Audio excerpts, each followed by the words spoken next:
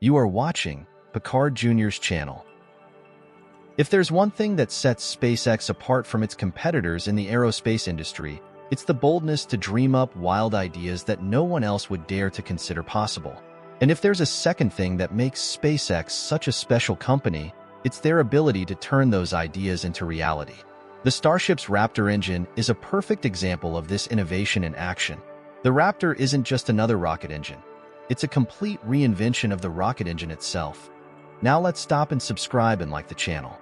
Our channel knows about all the things that happen. In the beginning, with SpaceX's first production engine, the Merlin, we saw different iterations of the design as SpaceX advanced with the initial tests of the Falcon 1 rocket. The Merlin 1C powered the first successful launch of the Falcon 1 and was used in the first 5 flights of the Falcon 9. Today, SpaceX uses the Merlin 1D engine across its entire fleet of Falcon 9 and Falcon Heavy rockets. The design of the Merlin was born out of SpaceX's chaotic early days when no one believed that a private startup from California could break into the world of orbital launches. Elon Musk was self-funding everything with his PayPal fortune, but SpaceX was burning through money as quickly as they were burning rocket fuel. Elon's mission for the Merlin was to build a rocket engine that was as simple and cheap as possible. To better understand this, let's take a quick look at how a rocket engine works. Inside the main body of a rocket, there are 2 propellant tanks, one for oxygen and one for fuel. Oxygen is the same for all rocket types because fire needs oxygen to burn. To turn oxygen into rocket propellant, it has to be liquefied by supercooling it to a cryogenic temperature. On the fuel side, the Merlin uses a chemical called RP1, which is essentially purified kerosene. When the rocket engine is ignited, 2 pumps move the oxygen and fuel under high pressure into the combustion chamber, where the liquids are mixed and ignited. This combustion releases a massive amount of energy that exits the combustion chamber through a throat and expands through the nozzle, where the pressure is converted into thrust.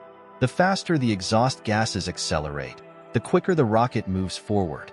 In the Merlin engine design, these twin pumps for fuel and oxygen are powered by something called a gas generator, which is like a mini rocket engine with its own combustion chamber and nozzle. The pressure from the combustion reaction spins a turbine, which is connected to the main shaft that powers both the fuel and oxygen pumps. After the gas has done its job spinning the turbine, the excess is expelled from the engine through an exhaust pipe. This is an open-cycle design that dates back to 1944 with the German V-2 rocket, the world's first long-range ballistic missile.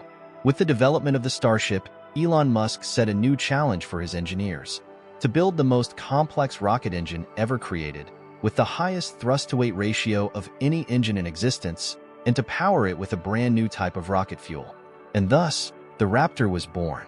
Instead of kerosene, the Raptor burns methane. Methane must be liquefied at cryogenic temperatures, adding another layer of complexity to the system, but the payoff is worth it.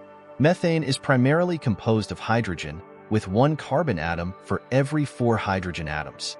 This composition makes it easier to fully combust the carbon, leaving little residue behind. In a reusable engine like the Merlin, these residues had to be cleaned out between launches, something that wouldn't work with the rapid reuse schedule Elon had in mind for the Starship. Methane burns cleanly, leaving almost no residue at all. The Raptor's design uses a full-flow staged combustion cycle, which is an incredibly complex arrangement of pumps, turbines, and plumbing. In the Raptor cycle, the liquids flow from the tanks into the main pumps, then into a pair of gas generators. Both the fuel and the oxygen drive their own separate turbines. Unlike previous engines that used a single turbine, the Raptor is the only engine equipped with dual gas turbines. After the initial combustion in the preburners, the resulting gas is injected into the combustion chamber at extremely high pressure, where a highly efficient gas-to-gas reaction occurs, generating a tremendous amount of energy. This reaction is incredibly complex but also remarkably efficient, with Elon Musk claiming the process reaches over 99% efficiency, the theoretical maximum allowed by physics. Despite its complexity, the Raptor is a relatively small engine, but it produces a huge amount of thrust. The current version, the Raptor 2, generates 230 metric tons of thrust at sea level. While it's not the most powerful rocket engine ever made, its compact size allows SpaceX to pack 33 of them into the 9-meter diameter booster. With the Raptor, SpaceX achieves an unmatched power-to-weight ratio, which is essential for making sustainable spaceflight a reality. The transition from Raptor 1 to Raptor 2 reflects Elon Musk's philosophy of simplification. The goal is to continue making the Raptor cheaper and more production-friendly, which is crucial for the future of sustainable space travel. Musk envisions a future where rockets are as common as commercial airplanes are today, operating in a fleet of 1,000 or more ships constantly shuttling between Earth, Mars, the Moon, or even as point-to-point transportation on Earth. The Starship is the vehicle that could connect the solar system in the same way that the first sailing ships connected the globe. That's it, guys. Don't forget to like and subscribe to the channel. Live long and prosper.